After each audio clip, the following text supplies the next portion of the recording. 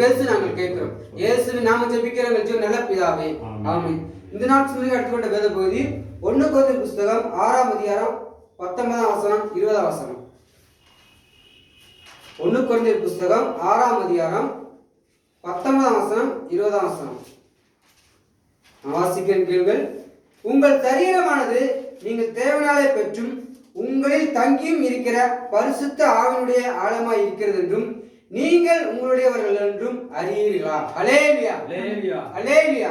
ஆமென். பிரியமானவர்களே, நம்முடைய உங்கள் சரீரமானது என்னுடைய சரீரமானது நீங்கள் தேவனாலே பெற்றும் நாம் தேவனாலே பெற்றும் நம்மில் உங்களில் தங்கியும் இருக்கிற பரிசுத்த ஆவியினுடைய ஆலயமாய் இருக்கிறது என்று. ஆமென். இன்னைக்கு நம்ம பார்க்கலாம். அதாவது நம்ம ஒரு அம்மா பக்தர்களோட மீட்கப்பட்ட பாவி நீ உனக்கு சொந்தம் இல்ல, மீட்கப்பட்ட பாவி நீ உனக்கு சொந்தம் இல்ல. தேவனுக்கு பிரியமானவர்களே, தேவனை அறியாத சூழ்நிலை நாம் நமக்கு சொந்தமானவர்களா இருந்தோம். ஆனா நாம் தேவனை ஏற்றுக்கொண்டதுக்கு அப்புறம் நாம் அவரை நம்ம ஏற்றுக்கொண்டு அவருடைய வழி நடக்க போகும்பொழுது நம்முடைய சரீரமானது அவருடைய ஆழமாய் இருக்கிறது வேதம் நமக்கு என்ன செய்கிறது? கற்றுக் கொடுக்கிறது. அல்லேலூயா.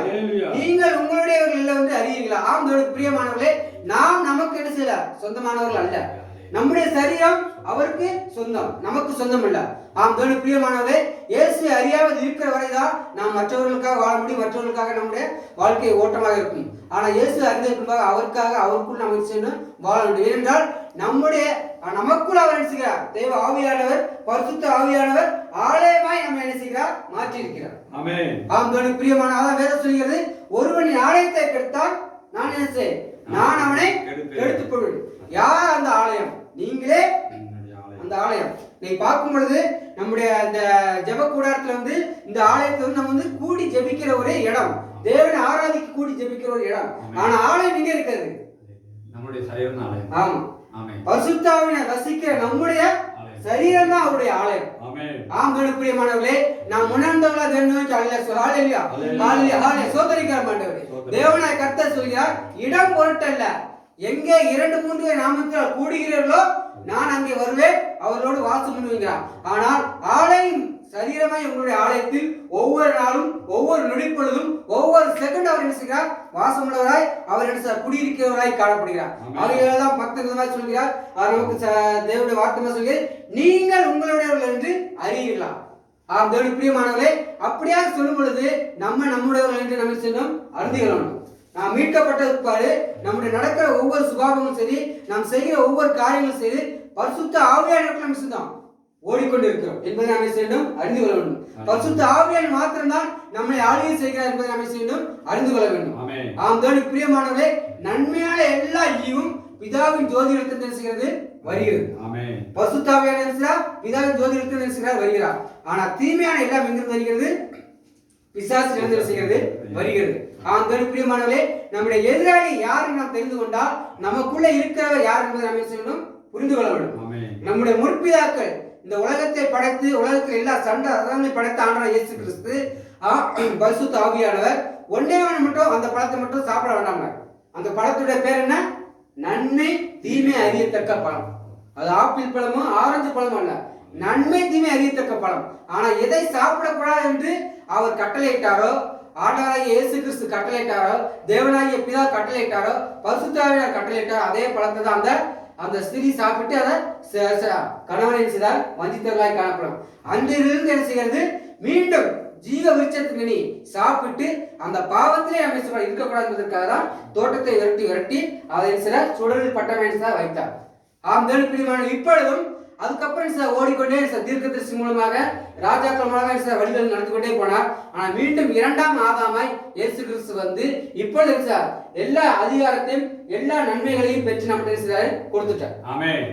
இப்பொழுது அந்த நன்மை நம்ம யூஸ் பண்ணா நம்ம பரிசுத்த ஆவியுடைய பிள்ளை, நம்ம தீமை யூஸ் பண்ணா பிசாசு. பிசாசு எங்க உருவத்துல இல்ல, அது ஏதோ வச்சிருக்கிறது அல்ல, சுபாவம். நல்ல சுபாவம் இருந்தா ஹோலி ஸ்பிரிட், கெட்ட சுபாவம் இருந்துச்சுன்னா அது ஈவில் ஸ்பிரிட், பிசாசினுடைய ஸ்பிரிட். ஆனா ஹோலி ஸ்பிரிட் எங்க வாசம் பண்ண விரும்புகிறாரு?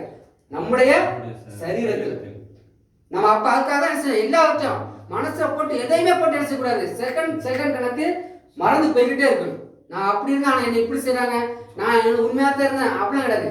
ஒவ்வொரு நாளும் நம்முடைய இருதயத்தை பாடாப்படுத்துவதற்காக, நம்முடைய இருதயத்தை பலவீனப்படுத்துவதற்காக, நம்முடைய இருதயத்தை வேதனைப்படுத்துவதற்காக பிசாசு எல்லாரும் என்ன செய்வான், ஏறி விட்டுக்கிட்டே இருப்பான்.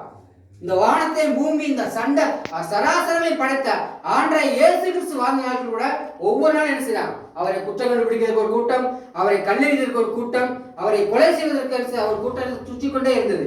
ஆனா அவரை ஒரு இது இல்லாம அவர் ஆண்டவருடைய அனுமதி இல்லாம, தேவனுடைய அனுமதி இல்லாம ஒண்ணு என்ன செய்ய முடியல. அந்த அந்த சிந்தனை தான் நமக்குள்ள என்ன செய்ய இருக்கணும்.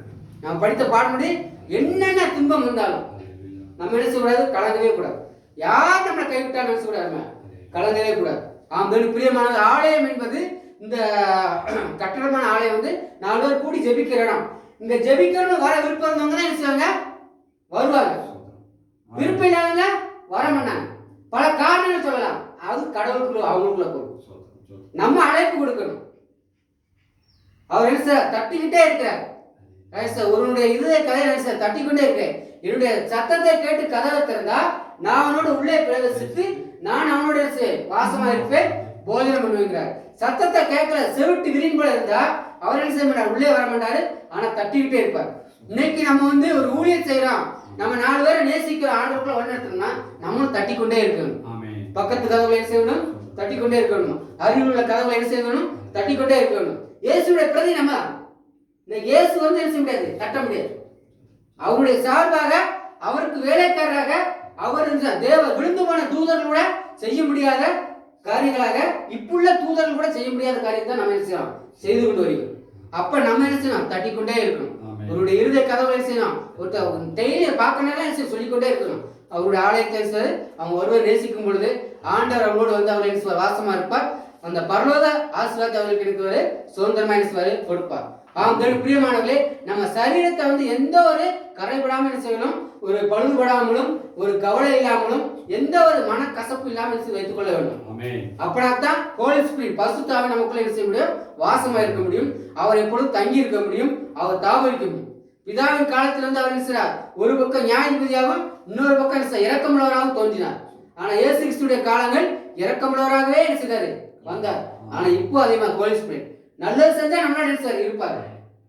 நாம கொஞ்சம் அதாவது இயேசு சொல்லும்போது நீ இருதயத்துல நினைவுல செய்ய கொலை செய்யாதிருப்பாங்கிறது பழைய பாட்டு பண்ண. ஆனா கொலை செய்ய நினைச்சிட்டாலே என்னது, செஞ்சதுக்கு ஒப்புன்னு சொல்லப்படுது. பாவம் செய்யாத, விபச்சாரம் செய்யாதுன்னு சொல்றது அதாவது கற்பனை கோட்பாடா இருக்கு. ஆனா செய்யணும்னு நினைச்சிட்டாலே செஞ்சதுக்கு ஒப்புன்னு இயேசு சொல்றாரு. அதே ஹோலி ஸ்பிரிட் நல்லா இருந்தா ஹோலி ஸ்பிரிட் நம்மளோட இருப்பார். இல்ல செகண்ட் நல்லா இல்லை அப்படின்னா அவர் விளையிடுவார்.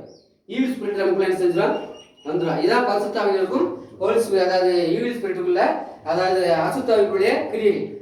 பிரியமானவர்களே, அந்த சரீரத்தை நம்ம அவருக்கு நம்ம ஒப்பு கொடுத்து அவருக்காக நம்ம வாழ்வதற்கு எல்லா இடத்துலையும் நம்ம என்ன செய்யணும், நம்மளை தயார்படுத்தி எந்த சரீரங்கள் பார்க்கும் பொழுது இருதயம் நல்லா சொல்றாங்களா, வாய்ந்து புறப்படுற வார்த்தையில தான் என்ன செய்யுது, தீட்டு உண்டாகுது.